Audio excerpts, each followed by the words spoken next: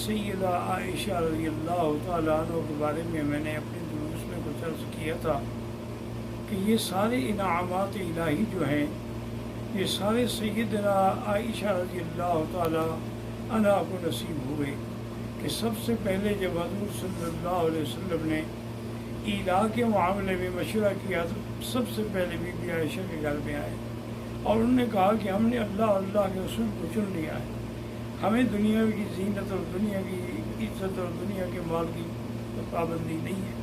تو اس مسئلے میں بھی سیدہ عائشہ کو یہ سبقت حاصل رہی۔ اسی طریقے سے پھر سیدہ عائشہ رضی اللہ تعالیٰ کی وجہ سے اللہ نے حضور کی امت پہ تیمم کا حکم دے کے احسان فرما دیا، تو یہ بھی اعزاز جو ہے وہ سیدہ عائشہ صدیقہ کو ملا۔ اب ان کی زندگی کا سب سے اہم واقعہ جو ہے وہ ہے افک عائشہ، کہ غزوہ مریسی جو ہے اس کو بنی المستلق بھی کہتے ہیں اور مریسی بھی کہتے ہیں۔ وہاں جب حضور تشریف لے گئے تو منافقین کو بھی پتہ تھا کہ اس میں جنگ نہیں ہوگی بلکہ مسلمانوں کو بغیر لڑائی کے فتح مل جائے گی، تو وہ بھی شامل ہو گئے حضور کے ساتھ، لہذا وہ بھی تشریف سارے جنگ میں شریک ہو گئے۔ لیکن جب بی بی صاحب واپس آ رہے تھے جنگ سے تو ایک مقام پہ جب رات کو پڑاؤ کیا تو قاعدہ یہ ہوتا تھا کہ رات کو پڑاؤ کر کے صبح صادق کے وقت پھر قافلے چل پڑتے تھے۔ بی بی صاحبہ قضائے حاجت انسانی کے لیے اس مقام سے بہت دور چلی گئیں، کیونکہ اس وقت پردے کا عالم یہی ہوتا تھا کہ آدمی جو ہے وہ مردوں سے دور ہو جائے۔ اللہ کی شان یہ ہے کہ بی بی صاحبہ کا ہار گم ہو گیا۔ ہار کو تلاش کرتے کرتے جب آپ پہنچی اپنے قافلے پر، وہ دیکھا تو قافلہ تو چلا گیا ہے، کیونکہ بی بی صاحبہ جو تھی انتہائی خفیف تھی، تو صحابہ نے یہ سمجھا کہ آپ ہودج میں بیٹھ گئی ہیں، انہوں نے ہودج اونٹ پہ رکھا اور قافلہ چل پڑا۔ قافلہ جب چلا گیا تو بی بی عائشہ فرماتی ہے کہ میں نے سوچا کہ اگر میں قافلے کے پیچھے دوڑوں تو میں ان کو نہیں پا سکتی ہوں، کیونکہ اونٹوں کی اپنی ایک رفتار ہے اور میں کتنا دوڑ لوں گی، اور صحرا میں نتیجہ یہ ہوگا کہ میں ہمیشہ کے لیے کھو جاؤں گی۔ اس لیے بہتر یہ ہے کہ میں اسی جگہ پر بیٹھ جاتی ہوں۔ حضور صلی اللہ علیہ وسلم جب منزل پر پہنچ کے نماز کے لیے قافلہ روکیں گے تو لازماً وہ پتہ کریں گے تو میرے لیے کوئی نہ کوئی آدمی بھیجیں گے۔ اور یہ اس زمانے میں قاعدہ تھا کہ صفوان السلمی ایک صحابی تھے، ان کی ذمہ داری یہ ہوتی تھی کہ وہ قافلے کے بعد وہاں پہنچتے تھے تاکہ اگر قافلہ کوئی چیز بھول گیا ہو تو وہ اس کو اٹھا لے۔ صفوان السلمی فرماتے ہیں کہ میں جب وہاں آیا میں نے دیکھا کہ ایک آدمی کپڑا لے کے سو رہا ہے، میں قریب گیا، چونکہ ابھی حجاب کا پردے کا حکم نازل نہیں ہوا تھا تو میں نے بی بی صاحبہ کو دیکھا ہوا تھا۔ جب میں قریب گیا تو میں حیران ہو گیا کہ تو بی بی عائشہ ہیں۔ میرے منہ سے فوراً نکلا انا للہ و انا الیہ راجعون۔ بی بی صاحبہ نے بھی جب ان کا استرجاع سنا تو ان کی بھی آنکھ کھل گئی۔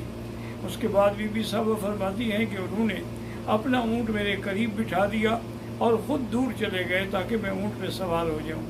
جب میں اونٹ پہ سوار ہو گئی تو مہار لے کے چل پڑے، اور بی بی فرماتی ہیں واللہ ما کلمنی، اس کے علاوہ اس نے میرے ساتھ بات ہی نہیں کی، صرف وہی کلمہ تھا جو میں نے اس کے منہ سے سنا تھا، انا للہ و انا الیہ راجعون۔ لیکن جب بی بی عائشہ کو صفوان السلمی لے کے قافلے میں پہنچا تو منافقین کو موقع مل گیا، تو عبداللہ ابن ابی نے وہیں پر یہ نعوذ باللہ تہمت لگانی شروع کر دی کہ جی ایک نوجوان عورت ہو اور ایک نوجوان آدمی ہو، سہارا ہو، دیکھنے والا بھی کوئی نہ ہو، وہ کیسے اپنی عزت بچا سکتی ہے۔ اور یہ بات پھیلتے پھیلتے صحابہ میں بھی نعوذ باللہ پھیل گئی۔ حضور پاک نے قافلے کو واپسی کے چلنے کا حکم دے دیا اور مدینہ شریف پہنچ گئے۔ لیکن ان کے ان بار بار کی باتوں سے چند کھلے اور خالص مسلمان جو تھے، جیسے مستح ہے یا حسان ہے، وہ بھی بیچارے اس تہمت میں شریک ہو گئے۔ تو بی بی عائشہ فرماتی ہیں کہ اب میں نے دیکھا کہ حضور پاک کا میری طرف توجہ اور التفات جو ہے وہ نہیں رہا، تو میں نے عرض کیا کہ یا رسول اللہ، میں اپنے ماں باپ کے گھر چلی جاؤں جب آپ مجھے دیکھتے ہی نہیں ہیں، اب پھر میں یہاں چلی جاؤں۔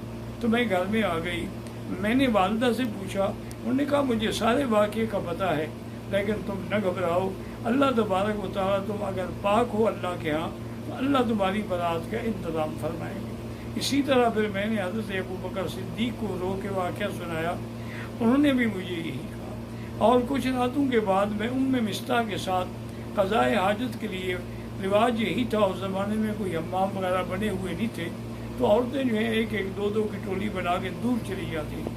میں جا رہی تھی کہ مستہ کی والدہ کا کپڑا پاؤں میں اٹکا، تو اس نے کہا تئس مستہ، اللہ مستہ کو ہلاک کرے. تو بی بی عائشہ فرماتی، میں نے کہا یا ام مستہ کیا کہہ رہی ہو؟ مستہ صحابی ہے اور پھر وہ بدری ہے، تم اس کو ہلاکت کی دعا کر رہی ہو. اس نے کہا عائشہ تمہیں کیا پتا ہے، تمہارے ساتھ جو تہمت کا قصہ ہے اس میں میرا بیٹا مستہ بھی شریک ہو گیا ہے. تو بی بی صاحبہ نے پھر مجھے تفصیل کے ساتھ سارا واقعہ سنایا. ہم فوراً واپس گھر آ گئے اور مجھے اتنا شدید بخار چڑھا کہ میری اماں نے جتنے گھر میں کپڑے تھے میرے اوپر ڈال دیے، لیکن میری سردی جو تھی وہ کم نہیں ہو رہی تھی. ادھر حضور صلی اللہ علیہ وسلم نے صحابہ سے رائے لینی شروع کی، تو آپ نے حضرت علی کو بلا کے فرمایا کہ علی، اب یہ گھر کا معاملہ ہے، منافقوں نے اس کو اتنا اچھال دیا ہے کہ اب تو مخلص صحابہ کی زبان پر بھی یہ بات آ گئی ہے، تم بتاؤ کہ میں کیا کروں. تو حضرت علی نے عرض کیا یا رسول اللہ والنساء کثیر، عورتیں بہت ہیں اور آپ کے لیے کون سا گھر ہے جو انکار کرے گا. اگر آپ عائشہ کو نہیں رکھنا چاہتے اس کو طلاق دے کے ایک اور عورت کو لے آئیں، یا پھر یہ ہے کہ اس کی جو باندی ہے بریرہ اگر اسے میرے حوالے کر دیا جائے تو میں اس سے حقیقت اگلوا لوں گا. بی بی بریرہ کو بلایا گیا. حضرت علی نے اسے بڑی سختی سے ڈانٹا کہ اگر تم نے سچی بات نہ کی نا، میں تمہارے کپڑے اتار کر بھی تمہیں درے لگاؤں گا. انہوں نے کہا بات کیا ہے، کیوں ڈانٹ رہے ہو؟ انہوں نے کہا عائشہ کے بارے میں کیا جانتے ہو؟ انہوں نے کہا خدا کی قسم ہے عائشہ کھلا سونا ہے، اس میں نے اپنی زندگی میں کبھی کوئی عیب نہیں دیکھا. ہاں البتہ چونکہ کم عمر لڑکی ہے اس لیے کبھی آٹا گوندھ کے رکھ کے خود سو جاتی ہے تو بکری آ کے آٹا کھا جاتی، یہ غفلت تو اس میں ہے، اس کے علاوہ اس میں نے کسی گناہ کی بات نہیں دیکھی. اب حضرت علی رضی اللہ تعالیٰ عنہ بھی خاموش ہو گئے. اس کے بعد پھر حضور نے حضرت امیر المومنین حضرت عمر کو بلایا رضی اللہ تعالیٰ عنہ اور کہا کہ عمر تم نے بھی سن لیا ہے قصہ، اب مجھے رائے دو کہ میں کیا کروں.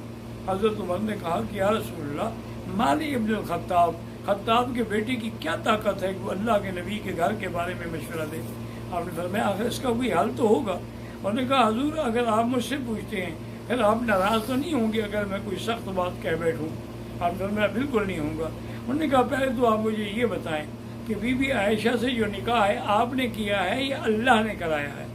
تو حضور نے فرمایا ان اللہ زوج، اللہ پاک کے حکم سے میں نے یہ نکاح کیا ہے، بلکہ جبریل علیہ السلام ریشمی کپڑے میں بی بی عائشہ کی تصویر لے کے میرے سامنے آئے تھے نکاح سے پہلے کہ ہذہ زوجتک فی الدنیا والآخرہ. انہوں نے مجھے اس کی تصویر دکھائی. تو اس نے کہا کہ یا رسول اللہ ہمیں اپنے لڑکوں کے لیے اچھی عورتیں مل جاتی ہیں، جب اللہ نے اپنے نبی کے لیے عورت چنی تو خدا کو کوئی پاک عورت نہیں مل سکی؟ کیسے اللہ تبارک و تعالیٰ کا انتخاب غلط ہو سکتا ہے؟ دوسرا سوال حضرت عمر نے کیا کہ یا رسول اللہ آپ مجھے یہ بتائیں یہ گندی مکھی جو ہے یہ آپ کے بدن پہ بیٹھتی ہے؟ حضور نے فرمایا بالکل نہیں بیٹھتی. فرمایا جس اللہ نے نبی کے بدن کو گندی مکھی سے محفوظ رکھا ہے تو گندی عورت کو اس کے بستر پہ کیسے لائیں گے؟ حبیبی عائشہ پاک ہے، آپ بلا وجہ کسی مسئلے کا شکار نہ ہوں. کہتی ہیں اس کے بعد حضرت عمر رضی اللہ عنہ کی رائے کے بعد حضور کا چہرہ مبارک کھل گیا اور سیدھے حضرت ابو بکر کے گھر میں تشریف لائے اور فرمایا کہ کیا حال ہے اس کا؟ انہوں نے کہا جو بیچاری بیمار ہے اور پڑی ہوئی ہے. حضور نے فرمایا اچھا عائشہ دیکھو اب میں تم سے پوچھتا ہوں، اگر تم پاک ہو تو اس کے بارے میں بھی تم ہمیں کہہ دو، اور اگر ان الممت بخطأ اگر تم سے کوئی گناہ ہوا ہے تو اللہ کے آگے توبہ کرو، اللہ تبارک و تعالیٰ توبہ قبول کرنے والے ہیں. بی بی عائشہ نے کہا کہ یا رسول اللہ مجھے پتہ ہے اگر میں کہوں کہ میں بے گناہ ہوں لیکن آپ لوگوں نے اپنے دماغ میں ایک بات بٹھا دی ہے اس لیے آپ میری بات کو نہیں مانیں گے، اور نعوذ باللہ میں بلا وجہ کہوں کہ ہاں میں گناہ گار ہوں.